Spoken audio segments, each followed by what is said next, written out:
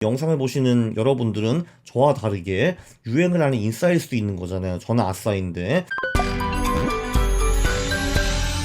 예, 안녕하십니까 할러님들, 강원국입니다.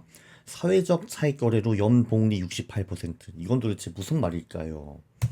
자, 시장의 마법사 시리즈는 아마 아실 겁니다. 이게 잭 슈베이거가 위대한 트레이더들을 수십 년 인터뷰에서 만든 책들이거든요. 이게 지금 원래는 네 권이 있었고, 그리고 이 네 권의 내용을 요약하는 조그만 책이 또 한 권 있거든요. 자, 그런데 새로운 마켓 위자드, 시장의 마법사 책이 나왔습니다. 이 책의 이름은 언노운 마켓 위자드. 그러니까 아무도 모르는 그런 시장의 마법사들.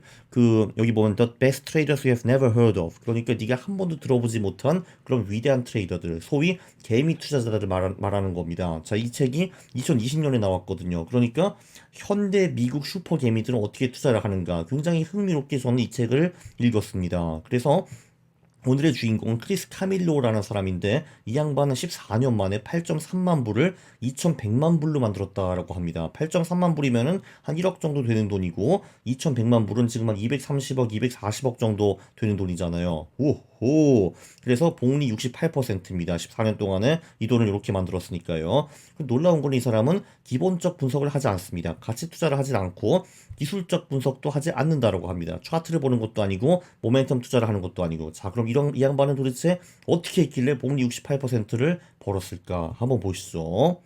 이 양반은 어렸을 때부터 지식 차익 거래를 했다고 합니다. knowledge arbitrage라고 하는데 굉장히 우아하게 들리는데, 결국 이 양반이 한 거는 이런 벼룩시장 같은 데 갔다라고 합니다. 이런 데 가서 물건을 사는데 저평가 물건을 사서 되팔아서 주말마다 100에서 200달러를 벌었다라고 하는데, 아니 꼬맹이 10대가 주말마다 100에서 200달러 그러면은 한 달에 400에서 800달러를 번다라는 거는, 야, 이런 식으로 여기서 사고 팔아 가지고 한 달에 50에서 100만 원 정도 용돈을 챙겼다. 어마어마한 거죠, 사실. 그렇죠.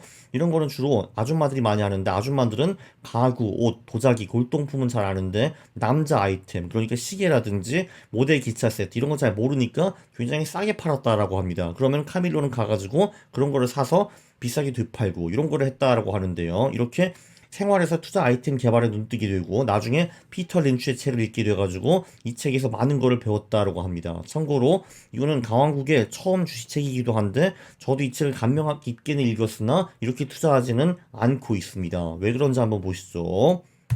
네, 이 양반은 이 책 말고도 기술적 분석, 기본적 분석 다 해봤다고 하는데 계속 돈이 까였다라고 하고요. 그래서 에이, 내 눈에 보이는 것만 가지고 투자를 하자라고 하니까 거의 다 벌었다라고 합니다. 예를 들면은 취스케이크 팩토리, PF 창, 이게 중부 미국에서 유행하는 식당 체인인데, 여기 가보니까 막 사람들이 막 줄을 서 있대요. 그러니까 그러면은 돈을 잘 벌겠네 해서 이쪽에 투자를 하고, 당시 아이폰이 나올 때만 해도 월가에는 관심이 별로 없었다라고 합니다. 왜냐면은 맨해튼에 당시 AT&T가 네트워크가 굉장히 구렸는데, 당시 아이폰은 AT&T로만 사용할 수 있었다라고 합니다. 그래서 월가 애널리스트나 펀드 매니저들이 아이폰에 관심이 별로 없었고, 그래서 애플에게 이게 얼마나 기폭제가 오는지 잘 몰랐고, 그래서 애플 주식을 왕창 사서 돈을 벌었다라고 합니다. 월가는 지리적 산업적 편향이 있다라고 하고요. 그러니까 뉴욕과 맨해튼에서 인기 있는 거는 월가 레이더에 잡히는데, 예를 들면 저기 뭐 중부 미국, 댈러스, 텍사스, 뭐 미네소다 이런 데서 잘 되는 거는 잘 모른다라고 합니다. 그리고 특히 여성 기업, 청소년 기업, 농촌 관련 기업, 그러니까 뭐 여성이라면 이런 뭐 옷 같은 게 있겠죠. 청소년은 뭐 pop컬처, 요즘 뭐 힙한 뭐 음악 뭐 이런 거 있잖아요. 그런 거 전혀 모른다라고 합니다. 네, 그래서 이 양반은 이런 식으로 내 눈에 보이는 거 가지고 투자를 해서 8.3만 달러를 100만 달러로 만든 다음에 일단 퇴사를 하고 저렴 투자자가 되었다고 합니다. 파이어. 정말 아름다운 스토리죠. 그렇죠. 네, 피터 린치 이 책에도 비슷한 스토리가 하나 나옵니다. 여기 어떤 남자가 있는데, 이 남자는 신문 같은 거 보면서 열심히 주식을 공부하는데 매번 깨집니다. 그래서 부인은 쇼핑만 하고 다니는데 이런 얘기를 하죠. 야, 너 리미티드 여기 스토킹이 막 죽인다고 너무 좋아해가지고 막 노래를 하는데, 남편은 야, 너 입 닥쳐 임마, 난 돈 벌려고 하는데 넌 돈 쓰고 있어 이 병신아, 이런 식으로 나와가지고 결국은 이 주식을 사지 않고 이 주식은 끝까지 오르고, 나중에 이 주식이 월스트리트 저널에 나올 때, 야 부인 너 여기서 쇼핑한다 그러지 않았어? 여기가 많은 애널리스트들이 칭찬을 하더라. 그러니까 부인은 이제 더 리미티드 완전 구려, 나 여기서 스토킹 안 사 하니까, 야 임마 니가 주식이라서 뭘 알아 임마 하면서 그때 더 리미티드 주식을 매수했다. 이런 아름답지 않은 일화가 하나 있습니다. 네, 21세기에는 이런 식으로 직접 뭐 쇼핑하거나 이렇게 가는 게 아니고 SNS 키워드 집중을 많이 했다라고 합니다. 일단 중요하다고 생각하는 워드 그룹들을 만들고 단어 그룹들, 키워드 그룹을 만들고 그걸 하루 4시간 동안 모니터링 했다라고 하는데요. 예를 들면은 넷플릭스에 무슨 스트레인저 띵스라는 드라마가 있었던 것 같은데 이 드라마의 조회수가 내려가지 않았다라고 합니다. 그래서 넷플릭스가 매번 다음 분기에 돈을 많이 벌겠군 해가지고 넷플릭스를 매수한 적도 있고요. 그리고 뭐 미셸 오바마가 뭐 제이 크루라는 드레스를 입었다라고 하거든요. 그 브랜드 드레스를 입었는데 이거는 본인이 놓쳤다라고 합니다. 본인은 분명히 텔레비를 받고 오바마가 이걸 입고 있다는 거를 알고 있었는데도 불구하고 요거는 놓쳤다. 그러니까 우리는 일상생활에서 얼마든지 투자 아이디어를 개발할 수 있다라는 거를 보여주고 싶었다라고 합니다. 본인도 이거 놓쳤으니까요. 자, 그런데 이렇게 해도 너무 많은 트렌드를 놓쳤다라고 생각을 해서 이 양반은 아예 회사를 차려버립니다. 상장 기업의 중요한 키워드 콤보 이 100만 개 이상을 모았다라고 합니다. 모든 상장 기업의 이름, CEO의 이름, 상품, 기술, 브랜드, 관련 문화, 정부 규제 등등등 그걸 전부 다 키워드화를 만들어 가지고 어떤 키워드가 뜨는가 이런 거를 곧바로 볼 수 있는 네, 이제 그런 전문적으로 모으는 회사를 만들어 아예 차려버렸고요. 지금은 그 회사를 팔았다고 하는데 물론 본인이 만든 회사니까 아직도 이 회사의 서비스를 공짜로 쓸 수 있는 것 같습니다. 그래서 뭐 예를 들면은 라크록스라는 이런 그 음료 이런 회사가 있다라고 해요. 자, 이 양반 말은 어떻게 그 한 상품이 뜨는가? 처음에는 대화가 된다라고 합니다. 그 대화가 온라인, 오프라인 두 개가 될 수가 있고, 그 다음엔 이게 SNS에 올라오고, 그 다음에 비금융 언론에 올라오고, 그 다음에 금융 언론으로 넘어오고, 그 후에서야 비로소 이게 순이익에 반영이 된다라고 합니다. 근데 사실 저 같은 경우는 이거에 대해서 순이익이 반영된 후에 알게 되죠. 야, 이 회사 많이 떴네. 대박. 저는 이제 이때쯤 매수를 하게 되는데 카밀로는 벌써 이때 매수를 한다 이겁니다. 대화가 되고 SNS에 올라올 때. 그러니까 저보다 훨씬 더 빠르겠죠. 그리고 가격은 당연히 이때부터 이때까지 계속 올라갑니다. 쭉쭉 올라가는 거죠. 이렇게 돈을 버는 거고요.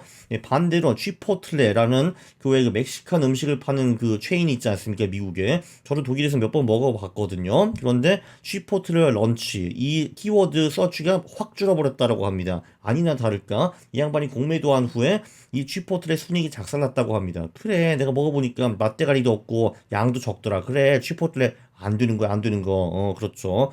참 요건 아보카도 요거 소스 요건 좀 맛있습니다. 그렇죠. 네. 뭐라 왜 페이지가 안 넘어가지? 넘어갔습니다. 자, 이 양반의 트레이딩 노하우는 이렇습니다. 일단 이런 식으로 키워드 서치를 해서 시장이 잘 모르는 정보를 찾았다라고 치면은 자, 이 정보가 한 상장 기업의 미래를 바꿀 수 있는가? 뭐 예를 들면은 뭐 기똥찬 신상품이 나왔는데 이 신상품이 전체 매출의 뭐 0.3%밖에 안 돼. 그러면 소용이 없잖아요. 자, 그래서 오케이. 신상품이 나오고 이게 핫한데 이게 매출액이 뭐 30% 40%다. 그러면은 이 기업의 순이익이 엄청나게 올라갈 수 있는 거잖아요.